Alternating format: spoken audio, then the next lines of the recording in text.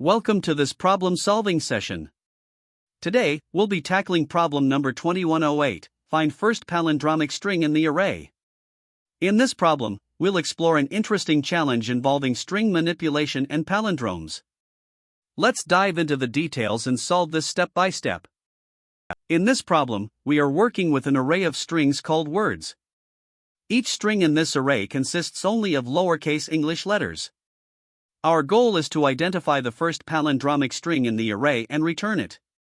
A string is considered palindromic if it reads the same forwards and backwards. For example, the string madam is a palindrome because reversing its characters results in the same string. However, if there is no palindromic string in the array, we need to return an empty string, represented as. The input format specifies that the array contains strings, and each string is made up of lowercase English letters. The output should either be the first palindromic string we find or an empty string if none exist. Let's now explore some examples to better understand this problem. In the first example, we are given the array words equals ABC, car, Ada, race car, cool. To find the first palindromic string, we evaluate each string sequentially. The first string, ABC, is not a palindrome because reversing it gives CBA, which is different. Similarly, the second string, car, is also not a palindrome. Now, the third string, Ada, is a palindrome because reversing it still results in Ada. Since Ada is the first palindromic string we encounter, the output for this example is Ada. Notice that even though racecar is also a palindrome, we don't proceed further because we only need the first one. In the second example, the input array is words equals, note a palindrome, racecar. Starting with the first string, note a palindrome, we see that it is not a palindrome because when reversed, it becomes immordnilipitan, which is not the same. The second string, racecar, however, is a palindrome as reversing it results in the same string, racecar. Therefore, the output for this example is racecar, since it is the first palindromic string in the array. In the third example, the array is words equals, hello, world. Here, neither string is a palindrome. The first string, hello, when reversed becomes Allah, which is not the same as the original string.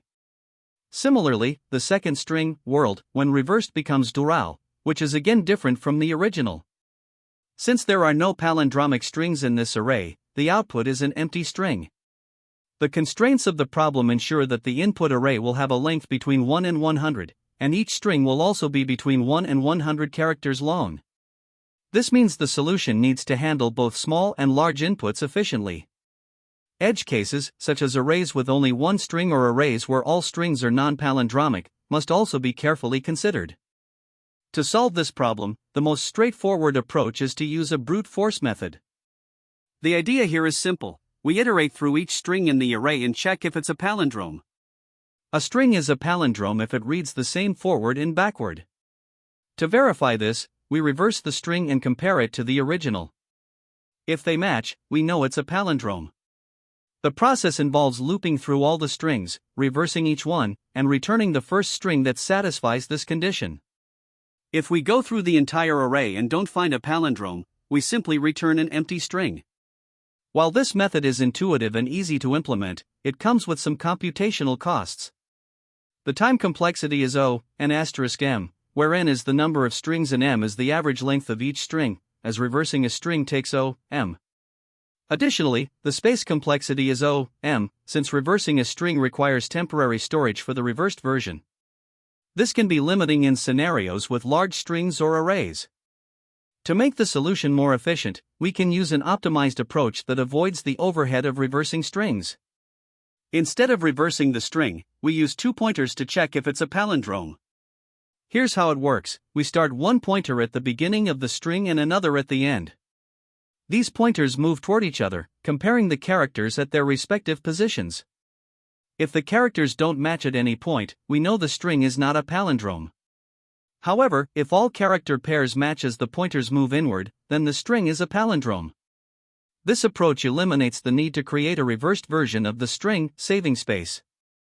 The steps remain straightforward. Loop through the array, check each string with the two-pointer method, and return the first palindrome found. If no palindrome exists, return an empty string. Importantly, while the time complexity remains O, n asterisk m, the space complexity improves to 1, since we only use the pointers for comparison, making this approach more memory efficient. Let's highlight a few key observations that help us refine our strategy. First, a palindrome is fundamentally a string that reads the same forward and backward, and we can verify this either by reversing the string or by using a two-pointer comparison. While the brute force approach is straightforward and more intuitive, it requires additional space to store the reverse string, which can be inefficient for larger inputs. On the other hand, the two-pointer approach avoids this, making it more space efficient. Another important point is that both methods allow us to terminate the search early as soon as we find the first palindrome, which is a critical optimization given the problem requirements. Considering these observations, we've chosen the optimized two-pointer strategy. It strikes the right balance between efficiency and simplicity. Specifically, the time complexity remains O and *m, but the space complexity is reduced to 1. This approach is also easy to implement and avoids unnecessary operations, making it a clear choice for solving the problem effectively. When comparing the two approaches, we notice some important trade-offs. The brute force method is easier to understand and implement, especially for those new to string manipulation. However, it's less optimal in terms of memory usage since it requires temporary storage for the reversed string. The optimized approach, while slightly more complex due to the two-pointer logic, significantly reduces space usage, making it better for scenarios where memory constraints are a concern. Additionally, other potential alternatives, such as using hashing or pre-processing techniques, are unnecessary here because each string must be checked individually. Given the problem constraints, the two-pointer approach offers the best balance.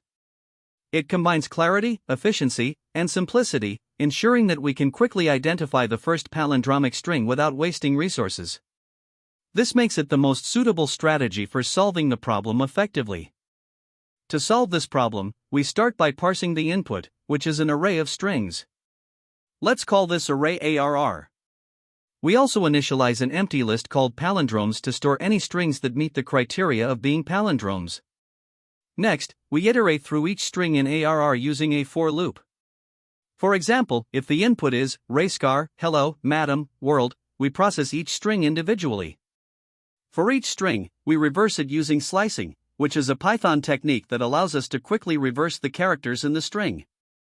The reversed string is then compared with the original string. If they are equal, it means the string reads the same forward and backward, so it qualifies as a palindrome. In such cases, we append the string to the palindromes list. For instance, rayscar is the same as its reversed version, so it is a palindrome, whereas hello is not. Once all strings have been processed, the algorithm concludes by returning the palindromes list as the result. After processing all the strings in ARR, the algorithm outputs the palindromes list. For example, if the input array is rayscar, hello, madam, world, the result will be rayscar, madam. Let's explore some key insights about this approach. First, we rely on the definition of a palindrome, a string that reads the same forward and backward. This property is verified by comparing the string with its reversed version. In terms of efficiency, reversing a string using slicing is an O(n) operation, where n represents the length of the string. Since we process each string in the array, the overall time complexity becomes O(k*m), where k is the number of strings in the array, and m is the average length of the strings. It's also essential to consider edge cases.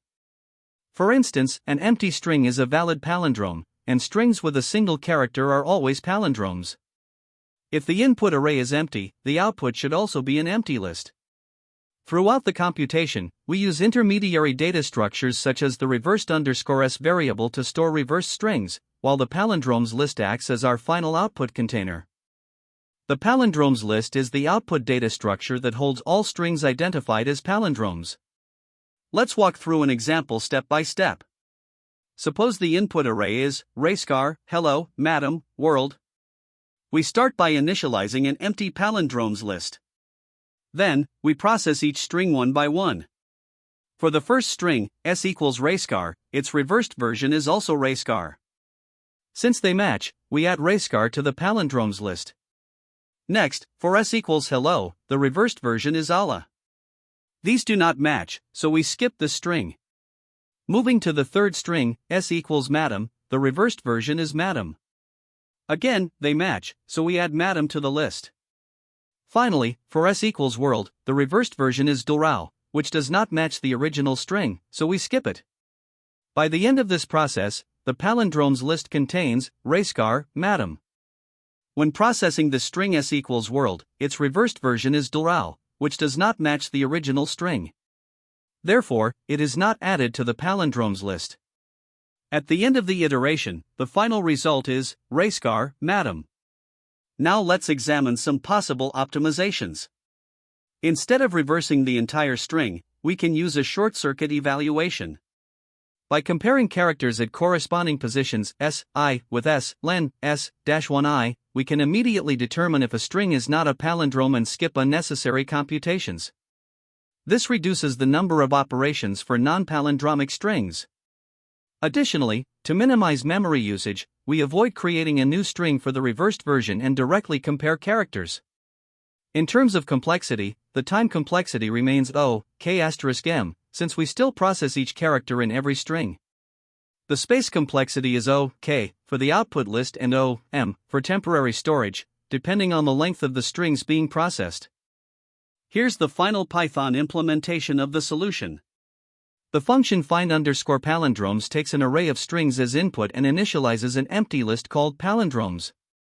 It iterates through each string in the array. If the string matches its reversed version, it is added to the palindromes list. Finally, the list is returned as the result.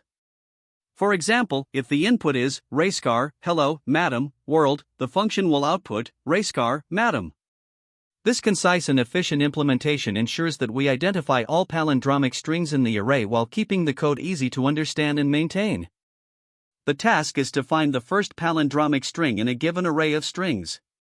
A palindrome is a word that reads the same backward as forward. For instance, racecar and madam are palindromes.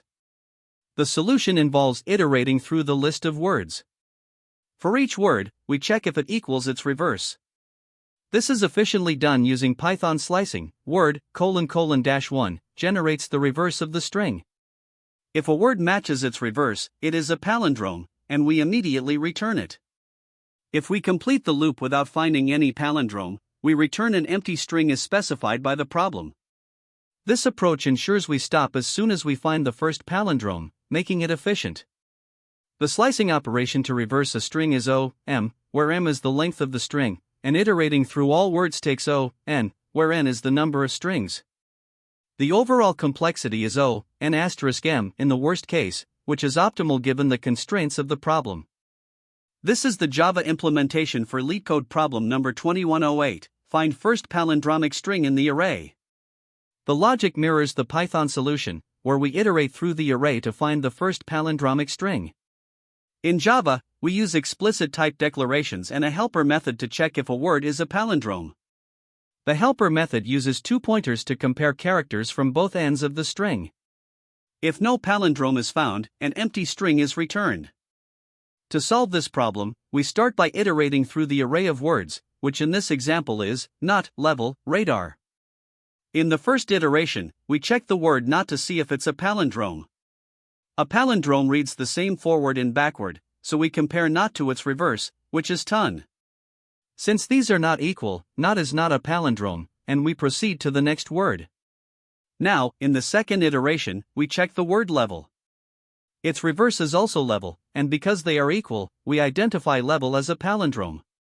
Since this is the first palindromic string in the array, we return level as the result. In this example, we are checking an array that does not contain any palindromic strings. The input array is apple, banana, cherry. We begin with the first word, apple, and compare it to its reverse, elpa. As they are not the same, apple is not a palindrome, so we move to the next word. The second word is banana, and its reverse is ananab. Again, these are not equal, so banana is not a palindrome either. Finally, we check the last word in the array, cherry.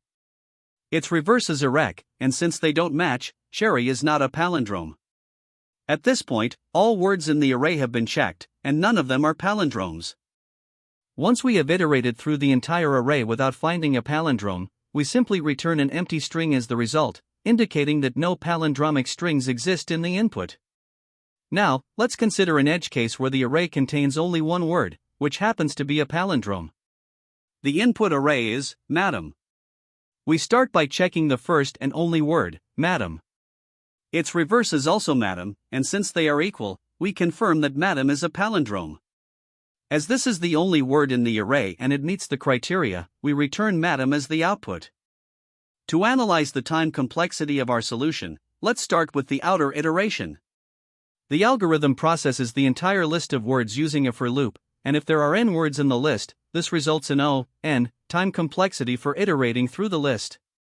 Next, for each word, we need to check if it is a palindrome. This is done by comparing the word to its reversed version using the condition word equals word, ::-1. The slicing operation word, ::-1, creates a reversed copy of the word, which takes m time, where m is the length of the word. Comparing the original word to its reversed copy also takes m time. Therefore, the total time for a palindrome check on a single word is m plus m, which simplifies to m. Now, looking at the overall time complexity, in the worst-case scenario, the algorithm may need to check all n words in the list. For each word, the palindrome check involves m time, so the total time complexity is n*m. On the other hand, in the best-case scenario, where the first word itself is a palindrome, the algorithm terminates immediately after one palindrome check, resulting in m time. Moving on to the space complexity, the input list words is passed as an argument to the function, meaning no extra space is used to store the input. Additionally, let's evaluate the space used by the slicing operation word, ::-1. This creates a reversed copy of the word, requiring space proportional to the length of the word, which is m. Even though the algorithm may iterate through all n words, the reversed copy of each word is discarded after checking, so the algorithm only maintains space for one reversed string at a time. Apart from this, the solution uses a constant amount of space for variables like word inside the loop. Therefore, the overall space complexity is dominated by the space needed for the reversed string, which is m. When comparing this approach to a naive method, the improvement becomes clear. A naive approach might involve generating all possible substrings of each word and checking if any of them is a palindrome. This would lead to a much higher time complexity of n*m cubed, as substring generation and palindrome checking are computationally expensive. Our current approach avoids these inefficiencies by directly reversing each word and comparing it to the original, achieving a significantly better complexity of n*m. Regarding best and worst cases, the best case time remains m if the first word is a palindrome, while the worst case time is n*m when no palindromic word is found. The dominant operation is the string slicing, which drives the overall complexity of n*m. To summarize, the time complexity of the solution is n*m in the worst case, where n is the number of words in the input list, and m is the average length of the words. This accounts for iterating over all words and performing a palindrome check for each. The space complexity is m, as the most significant space usage arises from creating the reversed copy of a single word during the palindrome check. This efficient combination of time and space usage makes the solution optimal for this problem. Common mistakes in solving this problem often come down to overlooking important edge cases and fundamentals. For instance, not considering edge cases like empty strings or single character strings can trip up many solutions. These are valid palindromes, but if they're not handled explicitly, the function may produce incorrect results for cases like an empty string or a singular. Another issue is ignoring case sensitivity or non-alphanumeric characters. Many problems require treating uppercase and lowercase letters equivalently or skipping special characters altogether. Without pre-processing the input, such as converting everything to lowercase and filtering out non-alphanumeric characters, you might end up with mismatches in your comparisons. Additionally, modifying the input directly without creating a copy can lead to unexpected side effects, especially if the input is reused later. Finally, relying on inefficient nested loops is another common pitfall. While it might seem intuitive to compare every possible combination, this approach can result in poor performance, especially for large datasets, as it often leads to an n-squared, or worse time complexity.